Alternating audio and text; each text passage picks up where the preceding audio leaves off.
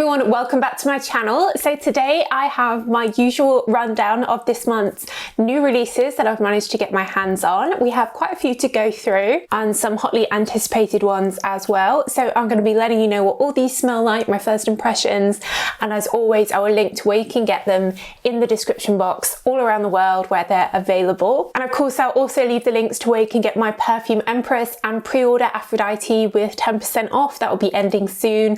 Aphrodite is going to be out very soon in the summertime. And if you're a regular viewer, do make sure that you're subscribed and give the video a thumbs up. That really helps me. Cool. So I think I'm going to start with the latest release from Narciso Rodriguez.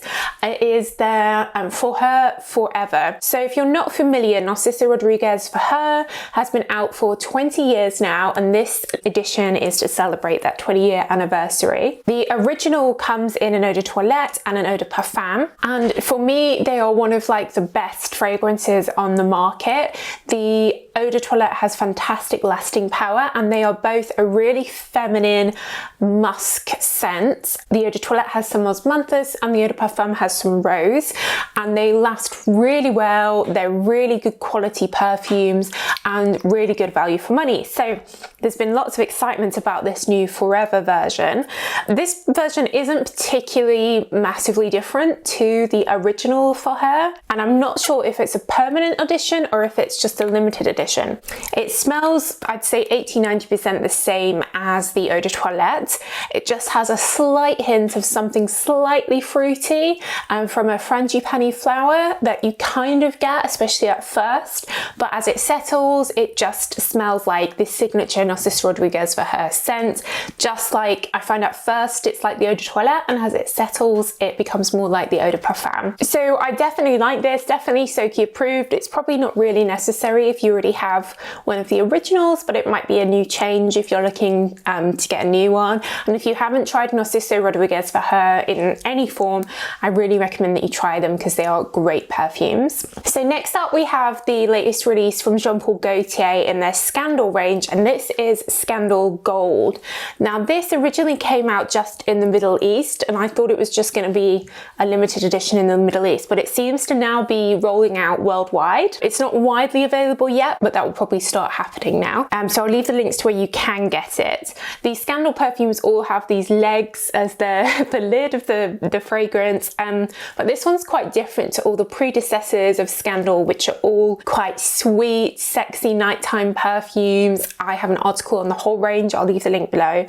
This one is more of a Middle Eastern inspired fragrance, I think. So you've got saffron and honey in here, cardamom in the top note, and I find it pretty leathery as well, especially as it dries down. It becomes a sort of balmy leather with that saffron, bit of a spice, and a patchouli in the base as well. It feels very unisex, and if you like your saffron fragrances, then this is definitely one that I think you'll like. It's quite serious and it's really quite strong as well. So like most of the Scandal perfumes, which are all pretty good for lasting, this is definitely a strong perfume. So this is definitely a departure, a whole new interpretation of Scandal. So if you like the predecessors, it doesn't necessarily mean that you'll like this, but if you are looking for something a bit different, something a bit spicy, then this one is definitely one for you. It seems to just come in this one size at the moment, but I don't know whether they'll start rolling out smaller sizes, and you're looking about 90 to 100 pounds for this full size, which I'm pretty sure is 100 mil. Oh no, 80 mil. So it's not super cheap, but it is good quality. So next we have my favorite new release of the month, which is the latest edition of CHLOÉ Nomad. Now the original three fragrances were all oak moss perfumes, so very mossy green fragrances. This one and its predecessor Naturel don't have the oak moss in. Instead they are a bit sweeter and use jasmine. And this one, which is called CHLOÉ Nomad Jasmin Naturel Absolute, it's a really long name, is a really beautiful combination of jasmine and a sort of suede-y date note, date as in the dried fruit. So it's really warm, comforting, it's fruity but not sweet. and you get a sort of suede-y, leathery undertone as well. It feels quite unisex, to be honest. The lasting power is good. It's a strong perfume, and I just find it really Moorish and addictive with those date notes in. It's not a perfume note that I would particularly have thought of putting in a perfume, but it actually works really well and combines really well with the jasmine and those like suede-y, leathery notes. So I really recommend it. It's my favorite of the month. It's warm, it's interesting, it's cozy, but it's still got a bit of fruitiness in. You know, I like my fruity notes. So I'm very impressed with this, and definitely my favorite in the Nomad range. We have the latest from Billie Eilish. This is her second fragrance, and it's simply called Eilish No. 2. This one is very different to her first that came in a gold bottle that was like a green, mossy, vanilla.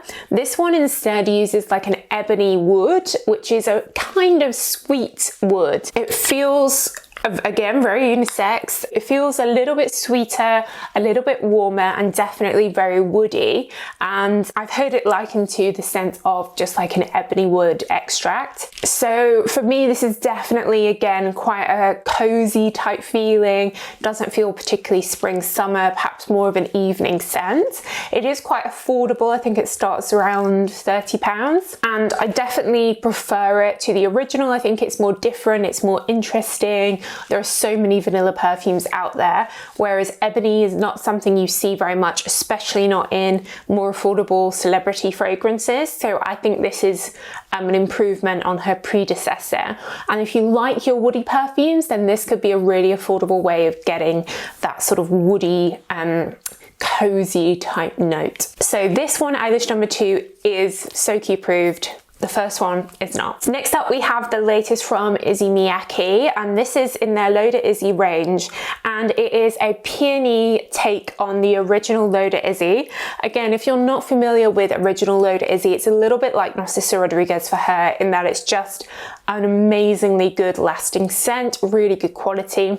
It's kind of a aquatic lily, very refreshing, and it lingers and stays on people all day. I can smell it a mile off. This new one has that exact DNA of the original. It's just got a peony note added. So when you first spray it, you get this fresh peony, slightly sweet, but as that dries down, it just becomes, to me, smelling exactly like the original Lauder Issey. I like that it's got this wooden top, and I think, again, if you've never smelt the Lauder Issey fragrances, definitely worth trying them. Both the men's and the women's are amazingly good for lasting. They're definitely the freshest, long-lasting perfume, or the longest lasting fresh perfume on the market, in my opinion. Another really pretty fresh fragrance is the third version of Beautiful Magnolia from Estee Lauder, called Beautiful Magnolia Low. I have a video comparing this to the first one and the Intense one. Essentially, this takes the DNA of the first Beautiful Magnolia, and it's created a lighter eau de toilette version, which is a little bit fresher, a little bit more citrusy, but it keeps that same Magnolia DNA of the original. These perfumes, the original and Low, are perfect for springtime when Magnolia is blossoming. The Intense version is actually an iris perfume, so very different, but I highly recommend the original Beautiful Magnolia Eau de Parfum because it really does last. It's fresh, it's feminine. I think these are a bit of a hidden gem. And then this Low version is essentially, I'd recommend this for more humid weather when you want an eau de toilette rather than an eau de parfum. But they're really pretty, and of course with Mother's Day coming up in America, Australia, New Zealand, then I think this is a nice Mother's Day gift. Similarly, actually, the new one from Ellis Brooklyn called Florist is a really feminine, pretty fragrance. It really does smell like walking into a florist shop. You can get all these different floral scents. There's a fresh tuberose, and as it settles, you then get a little bit more of a creamy ambroxan feel to it. It's light, airy. It's exactly what a pink fragrance should smell like in my view. And it has a fresh pear in here as well, which is really pretty. The Ellis Brooklyn fragrances are all vegan, cruelty-free. They're very clean fragrances, and this is definitely my favorite bottle because I love this hot pink color. I do have an article going through the whole range and a video, so I'll leave that link down below. They're a little bit more niche, but this is definitely one for pink lovers and floral fragrance lovers. Next, we've got a new one from Salvatore Ferragamo, which is their Signorina Libera. This is a range which is not sort of publicized and advertised a lot here in the UK, and I do think they're a little bit underrated. They're really cute, girly perfumes. The bottles all have these really pretty bows on them, which I really love. And this one is a little bit of a dupe of Baccarat Rouge and Ariana Grande Cloud. I definitely get that same like scent of Baccarat Rouge, and the only real difference for me is that first when you spray this, I get some fresher, slightly fruitier notes, and then it dries down to become like Baccarat Rouge.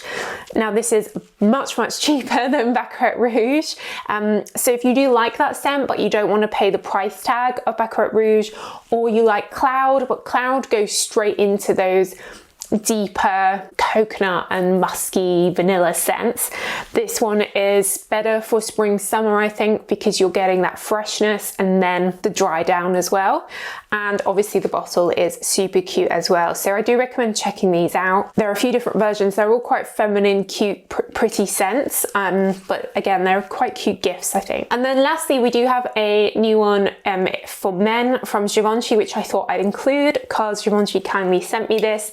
This is called Givenchy Gentleman Society. Now, their original Givenchy Gentleman has been out for a long time. They have a lot of different versions of it. It's one of those classic scents. I really like this bottle that they have here. This sort of, the color of the black is on the inside, and it feels really smooth and nice. And then this is essentially a classic men's aromatic fragrance. We've got lots of vetiver here, a bit of a fresh cardamom. I think nice for spring, summer, clean, modern, masculine, not too heavy, nice for during the day, nice for work, and again, a nice gift that I think would be difficult for any man to dislike. So I wanted to include that one there as well. Cool, so that's my rundown of all the new ones. I'll leave them linked down below where you can get them all. Do let me know what your favorite new release has been this month and which ones you want to try, and let me know about any other new releases. I know there's a new Jimmy Choo coming out, Rose Passion is it called? I'll definitely be getting that very soon. I'm reviewing it for you, and the new Bronze Goddess. So all coming in the next few weeks, but let me know if there's any others as well that I need to get to review for you guys. But that's it. So thanks so much for watching as always, and I will see you in the next video. Bye.